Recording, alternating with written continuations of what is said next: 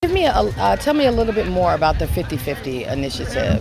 So 50-50 at ESPN is our celebration of Title IX, the 37 words that basically changed a rule of law that allowed for access. Most people think it's about sports. What it's really about is access. And in so doing, sports took the first step and made things equitable for women in sports, but also, I didn't know this, but back in the day, like they would only let 3 people into the Harvard, law school, 3 women. And so what it did, it created that equity piece which gave the foundation for a Billie Jean King or a Julie Foudy to be able to say, listen, I want what they want. Mm-hmm. And so the celebration now is for us to tell the story, but also don't finish the story, right? Keep it going. How do young girls and young boys take this and say, I want my daughter or my friend or whatever to be able to get the same benefits and access as everybody else? And with the refurbishing of a space like this, what is the significance and the importance as far as not just having safe spaces for young girls to play, but for young people, especially here in the city of Chicago? Well, I'm a believer that sports does really equalize things, right? And by building nice places for people to just enjoy themselves. And we always say, you may not become a professional athlete, right, but you may learn team skills, or you may be able to bring your best friend and sit down and cheer for someone else, right?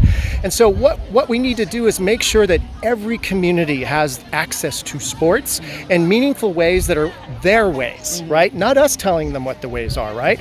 In some cases, they want a softball field. In some cases, they want tennis courts, or they want to be able to have programming, which Rise is going to bring to this group, which is we don't just build things, right, we program things afterwards, right? So they're sustainable. They bring people back.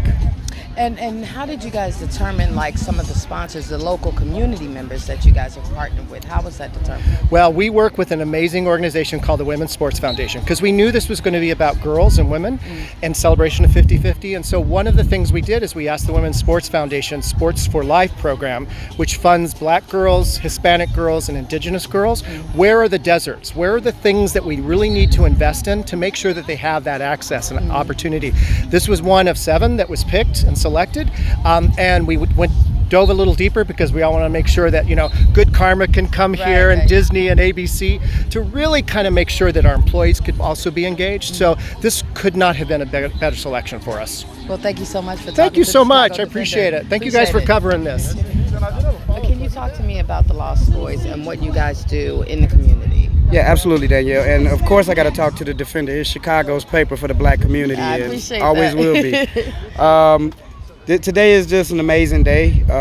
Lost Boyz Inc. is 14 years old. I started it in 2008 in a response to the increase in violence that we've seen among our young people. And I've always been a believer that sport has this tremendous power to impact people's lives in a positive way. I mean, I reflected on my own life. Although I'm an ex-offender, although I've been in these streets, doing what a lot of our young men do, I was able to rebound on it. I had 2 great parents, and sport was my saving grace. It really, helped me to think. And so I wanted to just transition that into what we do here. There were some patterns emerging with negative behavior, antisocial behavior among our girls. And so I come from a generation where you just didn't see that with Black girls. So we wanted to intervene. She wanted to get girls involved. She said, why don't you have any girls? It's Lost Boyz. Where's the girls? And so we brought in Lost Girls eventually. We developed something and started trying to get young sisters wanting to play this sport. Because when you look around the landscape of fast pitch softball, you don't see many Black girls playing. And so there's so much opportunity. And that's one thing, we let them know is there's a lot of opportunity to fund it. The sport is fun.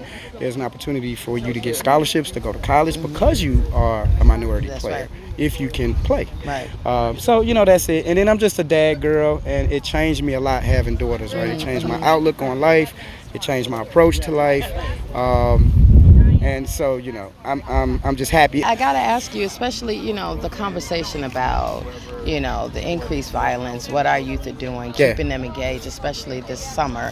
What are some of the things that your organization is planning to do to get the youth involved where they're not so idle and possibly getting into trouble? Well, that's absolutely one reason I was adamant about getting First Lady Amy Elsherman out here.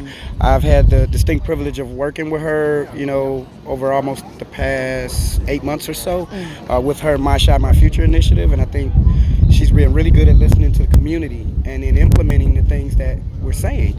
And so I think that's one of the things we're going to be driving home is the My Shot, My Future, which is going to allow a lot more teens to work. We'll have, probably 40, 50 teens working, from coaching to administrative stuff to field management to sports journalism. We've got an amazing local journalist who's going to be working with us. And so we'll be hosting a number of different events here that'll be open up to the community that the teens will create and drive, like we've done last year with First Lady. So that's one thing we'll do, is open up this space and welcome the community, especially young people, to come out here and get active with us. And then have access to other organizations through Southshore Works, which is our coalition here of all of the organizations. And so that's what we're trying to do right now, led by Dr. Carol Adams. We're trying to wrap our arms around these babies and make sure that we all know what's going on, the adults talking to each other, making sure that young people are connected through services, through our different agencies, etc. So, we're just hopeful, Daniela, that we can put a dent in it a little bit. So I appreciate you talking to the Chicago Defender. Thank you so much. Absolutely. Love the Defender.